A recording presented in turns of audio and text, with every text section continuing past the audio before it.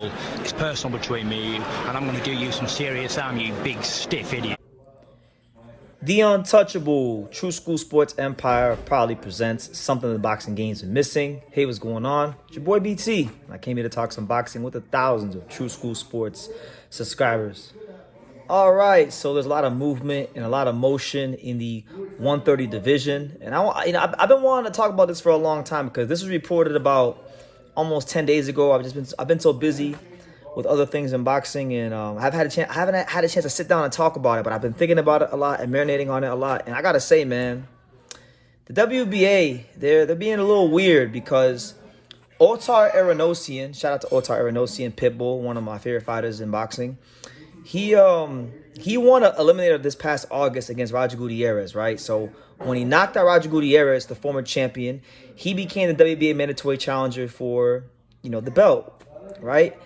So naturally, I thought that Lamont Roach and Otar would be the next fight, but that's not what we're getting.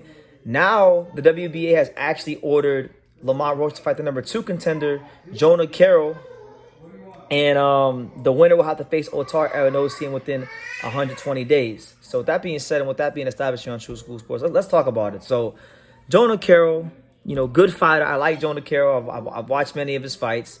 He hasn't boxed since last March. So by the time he fights Roach, it'll be over a year layoff. I don't think he's been beating the competition that Otar has, right? So I don't think he should be getting the shot right away, but they ordered it. It is what it is. Otar doesn't have the luxury of having the politics on his side. But Roach, I know Lamont, if left to his own vices, I'm sure Lamont Roach would have no problems defending the belt against Otar, because I talked to Lamont at the WBA convention, and he said there'd be no problems with it, right? So it is what it is. Now, Lamont Roach, he had a lot to say about O'Shaquie Foster in his recent performance against Abraham Nova, and he pretty much said, look, it's talks to me fighting Foster right now, so if I don't get lowballed, I'm going to break his face. Remember that I called him out first. There will be no more talking. He needs to call Bob, but he probably don't answer after that performance. So there you go. So Lamont Roach wants that O'Shaquie Foster fight. I think the O'Shaquie Foster Lamont Roach unification fight is one of the best fights to make in the division, but he's got business to tend to, and I feel like Lamont Roach may not have the most eventful 2024, because look, if he's got to fight Jono Carroll, right? Let's just say Lamont Roach, if he fights Jono Carroll, if he beats Jono Carroll, then he's got to fight Otar Eranosyan within the next 4 months or so. And so that might actually wind up being his whole 2024. Jono Carroll, should he be victorious, and then Otar Eranosyan. And then Lamont Roach, in my opinion, right, unless there's a deal struck by Top Rank, because he did say that they are in negotiations, but if there's no deal struck by Top Rank to fight a guy like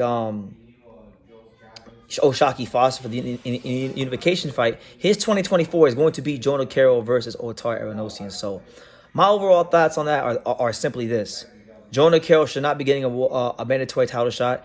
He did not win a WBA eliminator last year. It was Otar that won a WBA eliminator in a very exciting performance against Roger Gutierrez. And Otar Eranosyan, man, it's just he's one of the most exciting fighters in this weight class. He really is. He's really someone that I think would be a net positive for the weight class. And I think he's someone that could actually bring out the excitement, more excitement in Lamont Roach, because he just has that style where he's going to be on top of you and he's going to talk trash and he's going to just be fun to watch, So the boxing politics, they need to stop getting in the way of boxing the sport, because boxing the sport would benefit greatly from Otar Eranosyan being a player in the division and being on TV and being in big fights. And it's no disrespect to Jono Carroll, but he has a record, his resume, it's there to be judged.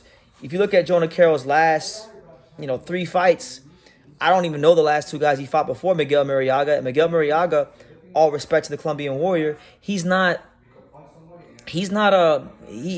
it. He's been past it for many years. He was on a 2-fight losing streak when he fought Jono Carroll. And Jono Carroll didn't even stop Miguel Mariaga. So that being said, Jono Carroll hasn't done anything to deserve a shot for the WBA title.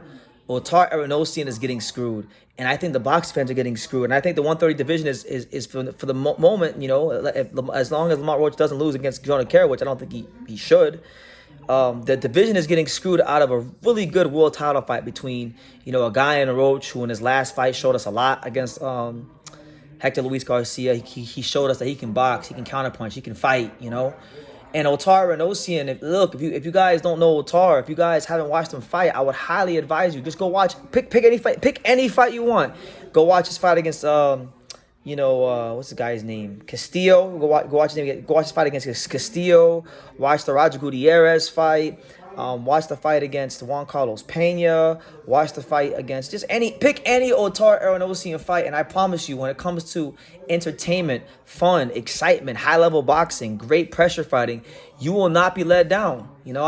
I really see this whole situation, really and truthfully, at 130 is very unnecessary because Jono Carroll is not even ranked above Otar. He's number 2 behind Otar. Remember, when Hector Garcia had the belt, it was fully expected at one point in time that Otar and Lamont Roach were going to fight in a final eliminator. So, naturally, once Lamont became the champion, then it should have been Otar versus Lamont. But now, I feel like this now muddies up the waters at 30. And it really messes up the timetable for the division moving forward. And it's going to cause further problems down the line. So, I'm not really the biggest fan of this. Respect to Jono Carroll. I got nothing against him. I've covered his career, made videos about him before. I like him. But Otar Eranosyan, right is right. Otar Eranosyan earned the shot, and he's not getting it, and that's wrong. Now, granted, they say that the winner of that fight has to fight Otar in 120 days, but you guys know how these sanctioning bodies can go sometimes. They could say that, and then Lamont Roach could file an exemption or a unification fight could happen, and then guess who winds up getting screwed? Otar Eranosyan, a guy that did things the right way, won a WBA final eliminator against a former dangerous WBA champion, Roger Gutierrez. So I'm just trying to fight for what's right. Like, I like Otar, he's a fantastic fighter, but I'm just really on the side of what's right. And what's right is Otar getting his title shot, because if he doesn't get the title shot next, which he's not going to because they've already ordered this fight, then the WBA is putting him in a position where he can get screwed, and he might go the entire 2024 without getting a world title shot. And the crazy thing is, he became mandatory last August, so that's just wrong. But let me know what you guys think. Lamont Roach going back and forth with Oshaki Foster on Twitter. He's eyeing that unification fight. Jono Carroll, even Jono Carroll, the number 2 contender, is getting a world title shot above the mandatory challenger and number 1 contender, Otar Eranosyan.